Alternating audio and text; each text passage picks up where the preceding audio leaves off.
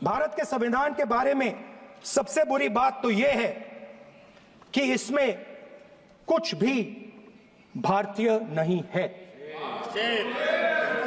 भारत के संविधान के बारे में सबसे बुरी बात तो यह है कि इसमें कुछ भी भारतीय नहीं है। यह आपके नेता ने कहा था, जिसकी आप पूजा करते हैं। Speaker sir, I described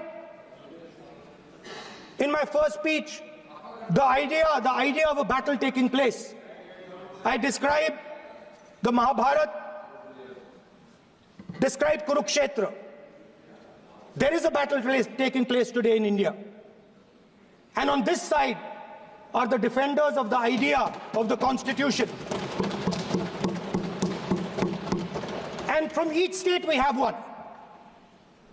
If you ask us Tamil Nadu, we will tell you Periyar. If you ask us Karnataka, we will say Basavana. If you ask us Maharashtra, we will say Phule ji, Ambedkar ji. If you ask us Gujarat, we will say Mahatma Gandhi. आप speaker को You praise these people. You praise these people hesitatingly because you have to. But the truth is that you want India to be run the way it used to be run. जैसे हिंदुस्तान पहले चलाया जाता था, वैसे ही आप हिंदुस्तान को चलाना चाहते हो। मैं बता रहा हूं, आ रहा हूं। पेशेंस रखिए थोड़ी, इतना एक्साइटमेंट नहीं होना चाहिए। स्पीकर सर, जब मैं छोटा था दिल्ली में, स्पीकर सर, दिल्ली के चारों ओर जंगल हुआ करता था। जो आज यहां रहते हैं उनको ताजुब होगा कि एम्स के बिल्कुल बगल में जंगल शुरू होता था। जहां रेलवे म्यूजियम है वहां पे जंगल शुरू होता था। वैसे ही जंगल में, दोनों नॉर्थ और साउथ, वैसे ही जंगल में हजारों साल पहले एक युवा,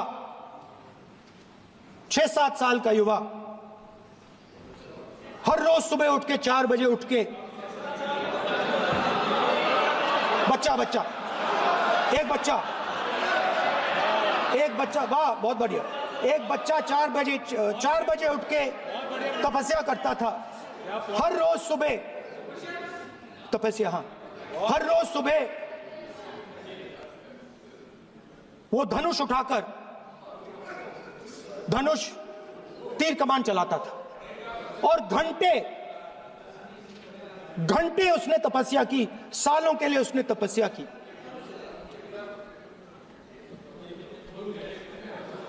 पास लोगों को पता लगने लगा कि लड़का है। यही तो आप नहीं समझ सकते हो, यही तो प्रॉब्लम है। धनुष में तपस्या है, मनरेगा के काम करने में तपस्या है। तपस्या का मतलब शरीर में गर्मी पैदा करना, समझिए। हाँ, तब का ये मतलब है, तपस्या का ये मतलब है। तो ये तपस्या कर रहा था, लोगों को पता लगा और वो गुरु के पास गया। लड़के का नाम एकलव्य था और वो गुरु के पास गया और उसने कहा, गुरु द्रोणाचार्य जी, मैं सालों से धनुष चलाना सीख रहा हूं, मैंने अपनी पूरी शक्ति इसमें डाली है।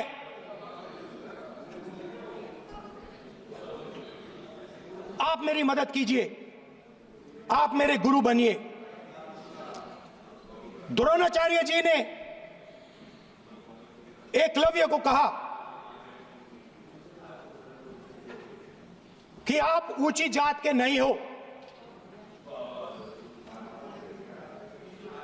आप ऊंची जात के नहीं हो, आप द्विजा नहीं हो।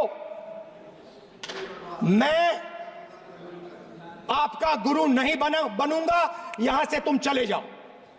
और एकलव्य चला गया। फिर से एकलव्य ने तपस्या शुरू की, फिर से तपस्या शुरू की। कुछ साल बाद द्रोणाचार्य जी और पांडव उसी जंगल से निकले। एक कुत्ता भौंक रहा था, कहानी आपने सुनी है, सुना देता हूं। कुत्ता भौंक रहा था, अचानक कुत्ते की आवाज शांत हो गई। द्रोणाचार्य जी और पांडव पास गए और उन्होंने